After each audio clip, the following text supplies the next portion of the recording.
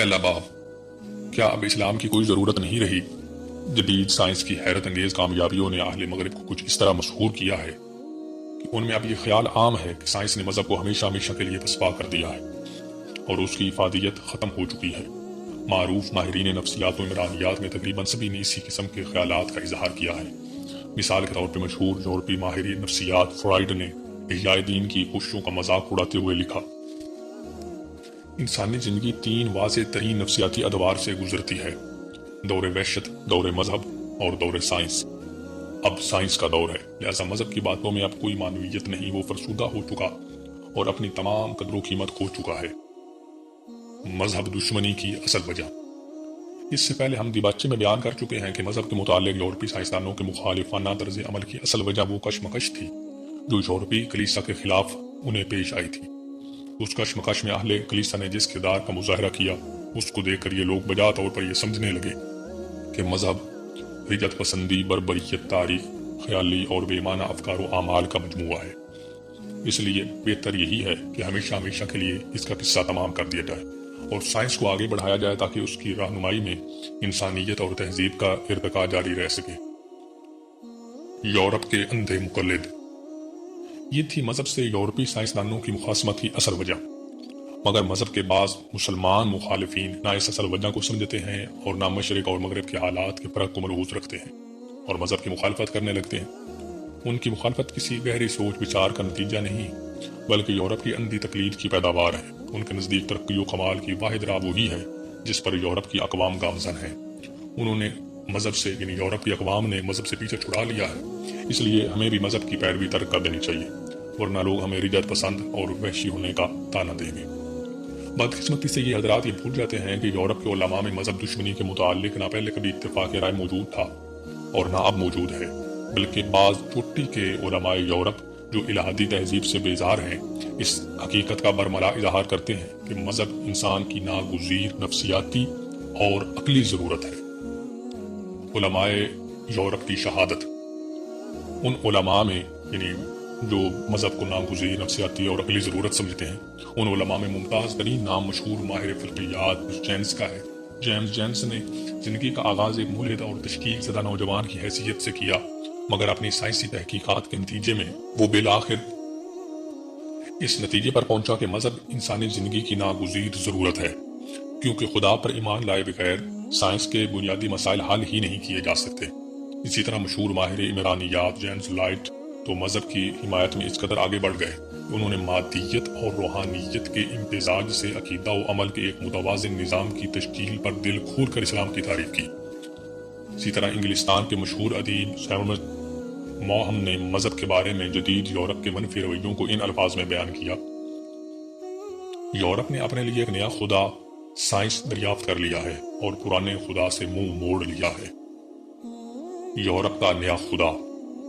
مگر یورپ کا یہ نیا خدا انتہائی متلون نکلا ہے، ہر لحظہ تغیر کی زد میں ہے اور اس کا موقف مستقلاً تبدیلی کا شکار۔ ایک چیز کو وہ آج حقیقت کہتا ہے اور کل اسے جھوٹ، فریب اور باطل قرار دینے لگتا ہے۔ تبدیلی کا یہ چکر یوں ہی چلتا رہتا ہے، وہ کبھی ختم نہیں ہوتا اور اس کے پجاری بھی دائمی اضطراب اور پریشانی میں مبتلا رہتے ہیں۔ اس طرح کے متلون اور ہر آن بدلتے خدا کے زیر سایہ وہ آخر اور کس چیز کی توقع کر سکتے ہیں؟ جدید مغربی دنیا پر آج بے چینی اور اضطراب کے جو بادل چھائے ہیں اور جس طرح کی وہ گوناگون نفسیاتی اور اعصابی عوارض میں مبتلا ہے، وہ اس کے اصل روحانی یعنی یورپ کے اصل روحانی مرض یعنی انکار مذہب کی محض ظاہری علامات ہیں۔ سائنس کی نئی دنیا۔ سائنس کو خدائی کے منصب پر بٹھا دینے کا ایک اور نتیجہ یہ نکلا ہے کہ یہ دنیا جس میں ہم آپ رہ رہے ہیں اسی واضح مقصدیت اور معنویت سے یکسر محروم ہو گئی ہے۔ اس کا نہ کوئی اعلیٰ مفہوم ہے، نہ نظام اور نہ کوئی اعلیٰ ہستی یا طاقت یہاں ایسی موجود ہے جو دنیا کی رہنمائی کر سکے۔ یہاں پر متضاد قوتوں کے درمیان ایک دائمی کشمکش برپا ہے۔ یہاں کی ہر شے تغیر کی شکار ہے، اقتصادی اور سیاسی نظام ہو یا حکومت اور افراد کے درمیان تعلقات، یہاں کی ہر چیز بدل جاتی ہے، حتیٰ کہ سائنسی حقائق بھی بدل جاتے ہیں۔ ظاہر ہے اس تاریک اور بھیانک دنیا میں انسان کو سوائے دائمی اضطراب اور پریشانی کے اور کچھ حاصل نہیں ہو سکتا، خصوصاً جب اس کی فضائیں کسی بالاتر ہستی کے تصور سے بھی ناآشنا ہوں کہ جب زندگی کی بے رحم کشاکش سے انسان گھبرائے تو اس بالاتر ہستی کے دامن میں پناہ لے اور حوصلہ اور ہمت پا سکے۔ امن کی واحد راہ مذہب اور صرف مذہب ہی دنیا کو کھوئے ہوئے امن و سلامتی سے ہمکنار کر سکتا ہے۔ وہ انسان کے دل میں سچائی سے محبت پیدا کر کے اس کو بدی اور استبداد کے سامنے ڈٹ جانے کا حوصلہ عطا کرتا ہے، اور انسان کو بتاتا ہے کہ اگر وہ اپنے رب اور آقا حقیقی کی خوشنودی کا طالب ہے تو اس کو برائی کے غلبے اور اقتدار کے بت کو پاش کر کے زمین پر صرف اپنے رب کی حکومت قائم کرنی چاہیے۔ اس راہ میں ہر طرح کی مشکلات اور مسائل کو صبر و استقامت سے برداشت کرنا چاہیے اور صرف آخرت کے اجر پر نگاہ رکھنی چاہیے۔ پھر کیا آج کی دنیا کو امن کی، سلامتی کی اور اطمینان و سکون کی، دوسرے لفظوں میں مذہب کی ضرورت نہیں ہے؟ مذہب کے بغیر زندگی میں کوئی معنویت سرے سے باقی ہی نہیں رہتی۔ مذہب کی بنیادی خصوصیت آخرت کا عقیدہ ہے۔ اس عقیدے کے بعد کرۂ ارض پر انسان کی زندگی نئی وسعتوں کا دامن چھونے لگتی ہے اور انسان کے سامنے امکانات کے نئے افق ابھرنے لگتے ہیں کہ وہ اگر نہ ہو تو انسان ہیج میرزی کی اذیتناک احساس کا شکار ہو جائے۔ حیات بعد موت کے انکار کا مطلب یہ ہے کہ انسان کی مجموعی عمر میں سے ایک معتبر ہی حصہ ضبط کر دیا جائے اور اسے اپنی اندھی بحری خواہشات اور توہمات کے رحم و کرم پر چھوڑ دیا جائے۔ اس کے بعد انسان اپنی خواہشات نفس کی آسودگی میں گم ہو جاتا ہے اور اس کی کوششوں کا ہدف صرف یہ بات رہ جاتی ہے کہ جتنی مسرتیں وہ سمیٹ سکتا ہے سمیٹ لے اور کسی کون میں شریک نہ کرے۔ یہیں سے رقابتیں اور وحشیانہ جنگیں جنم لیتی ہیں، کیونکہ خواہشات کے بندوں کی اس دنیا میں ہر کوئی اپنے سامنے پھیلے ہوئے خانے یغما پر بڑھ کر ہاتھ مارنا چاہتا ہے اور زیادہ سے زیادہ فائدے کم سے کم وقت میں سمیٹ لینا چاہتا ہے، اور انسان کے دل میں کسی بالادار ہستی کا خوف نہیں رہتا، کیونکہ اس دنیا کا نہ کوئی خدا ہوتا ہے اور نہ کوئی نظام عدل و انتقام۔ کم نگاہی اور دون ہمتی آخرت سے انکار کے باعث انسان جذبات اور افکار کی پست سطح پر گر جاتا ہے۔ اس کا تخیل بلند پروازی سے محروم اور اس کے مقاصد اور طریقے دون ہمتی اور کم نگاہی کی تفصیل بن جاتے ہیں۔ انسان دائمی خانہ جنگی کا اکھاڑا بن جاتا ہے اور پھر اس کو اتنی فرصت ہی نہیں ملتی کہ وہ اعلیٰ مقاصد حیات کے لیے تگ و دو کر سکے۔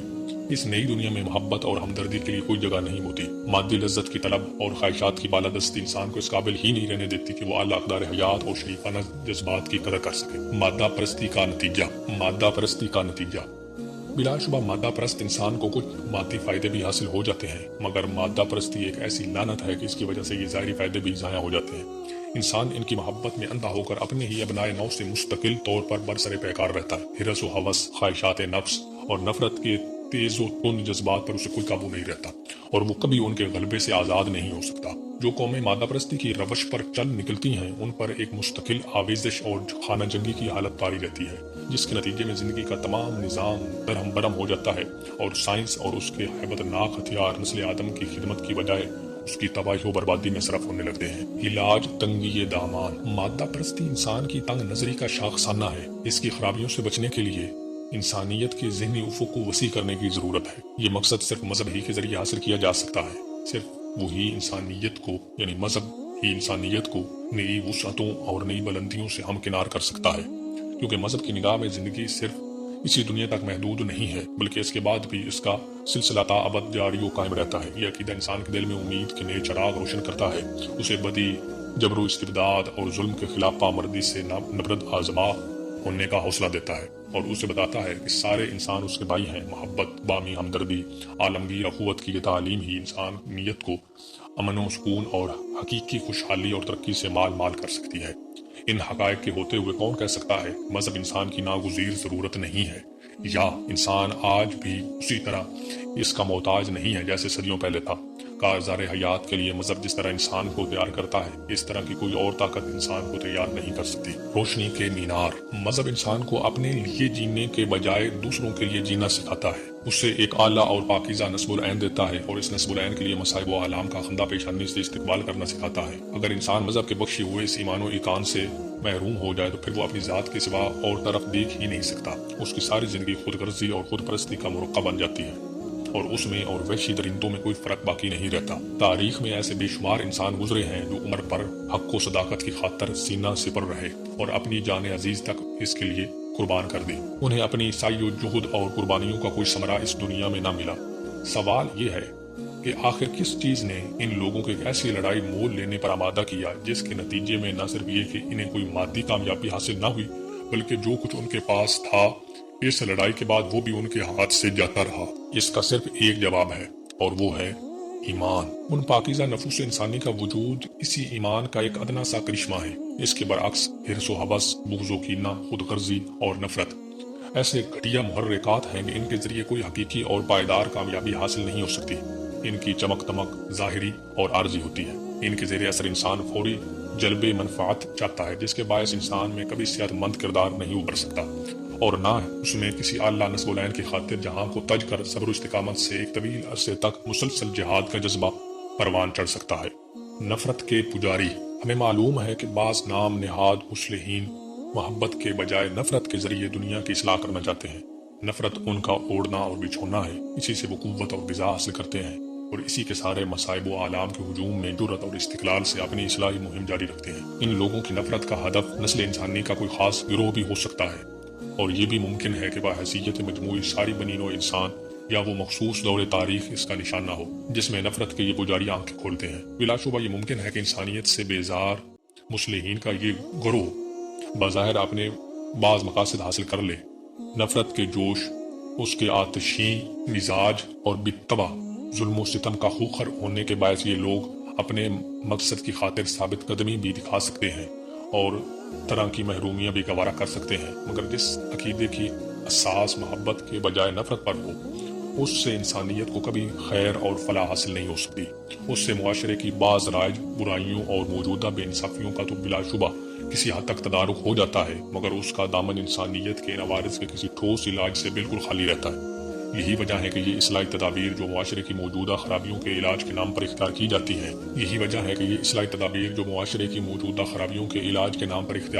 ہیں انہیں گھٹانے اور ان پر قابو پانے کے بجائے الٹا انہیں کئی گنا اور بڑھا دیتی ہیں، اور وہی کیفیت پیدا ہو جاتی ہے مرض بڑھتا گیا جوں جوں دوا کی۔ عقیدہ آخرت کا ایک اہم پہلو۔ اس کے برعکس جس عقیدے میں فوری مادی منفعت مطلوب نہیں ہوتی، نہ محض بغض و عداوت اس کی پیدائش کا محرک ہوتی ہے، اور جو انسانوں میں محبت، اخوت اور اصرار حتیٰ کہ اپنے ابنائے نو کی خاطر نقد جہاں تک پیش کرنے کے جذبات پیدا کرتا ہے، در حقیقت وہی عقیدہ انسانیت کو حقیقی اور پائیدار نعمتوں سے مالا مال کر سکتا ہے اور مستقبل کی خوشحالی اور ارتقاء کا سہارا بن سکتا ہے۔ اس عقیدے کا جوہر خدا پر ایمان اور اس کی محبت ہے، جو انفرادی زندگی کو پاکیزگی بخشتی اور افراد کو اپنے خالق کا قرب عطا کرتی ہے، مگر آخرت پر ایمان کے بغیر خدا پر ایمان یا اس سے محبت کوئی معنی نہیں رکھتی۔ آخرت کا خیال انسان کو ایک طرح کا احساس سے تحفظ بخشتا ہے، اسے حیات دوام کی نوید سناتا ہے۔ اس کے بعد انسان کو اس یقین کی ضمانت مل جاتی ہے کہ اپنی جسمانی موت کے ساتھ وہ نیست و نابود نہیں ہو جائے گا، نہ کارزار حیات میں اس کا جہاد مسلسل بے ثمر رہے گا، بلکہ اگر اس کو اس کا صلہ اس دنیا میں نہ ملا تو آنے والی زندگی میں بہرحال مل کے رہے گا۔ یہ ہیں وہ ثمرات جو مجرد خدا اور آخرت پر ایمان کے درخت سے پیدا ہوتے ہیں، مگر اسلام صرف انہی پر اکتفا نہیں کرتا بلکہ ان کے علاوہ اور بھی بہت کچھ ہمیں عطا کرتا ہے۔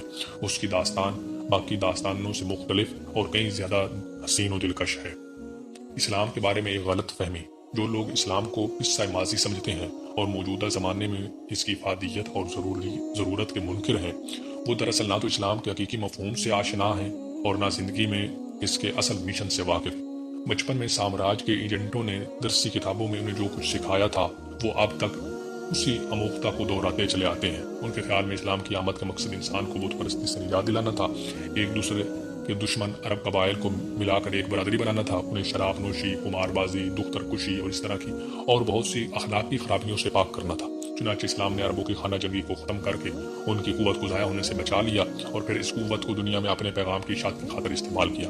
مسلمانوں کو اس غرض کے لیے دوسری قوموں سے بہت سی لڑائیاں بھی کرنی پڑیں، جس کے نتیجے میں دنیا اسلام اپنی موجودہ سرحدوں اور حد بدیوں کے ساتھ عالمی نقشے پر نمودار ہوئی۔ یہ ایک تاریخی مشن تھا جو اب پایہ تکمیل کو پہنچ چکا ہے۔ دنیا سے بت پرستی کا خاتمہ ہو چکا ہے، عرب قبائل بڑی بڑی قوموں کی صورت اختیار کر چکے ہیں، اس لیے اب اسلام کی کوئی ضرورت نہیں رہی، کیونکہ جہاں تک قمار بازی اور میخواری کا تعلق ہے، ان پر ترقی و تہذیب کے موجودہ دور میں کوئی قدغن عائد نہیں کی جا سکتی۔ الغرض ان لوگوں کے نزدیک اسلام ایک مخصوص دور کے لیے نہایت موزوں نظام زندگی تھا، مگر اب دنیا اتنی آگے جا چکی ہے کہ اس کی رہنمائی کی ضرورت باقی نہیں رہی۔ اس لیے رہنمائی اور روشنی کے لیے اب ہمیں اس کی جانب نہیں دیکھنا چاہیے، بلکہ جدید نظریات اور فلسفہ حیات سے یہ روشنی اور ہدایت مستعار لینی چاہیے۔ اسی میں ہماری نجات اور فلاح پوشیدہ ہے۔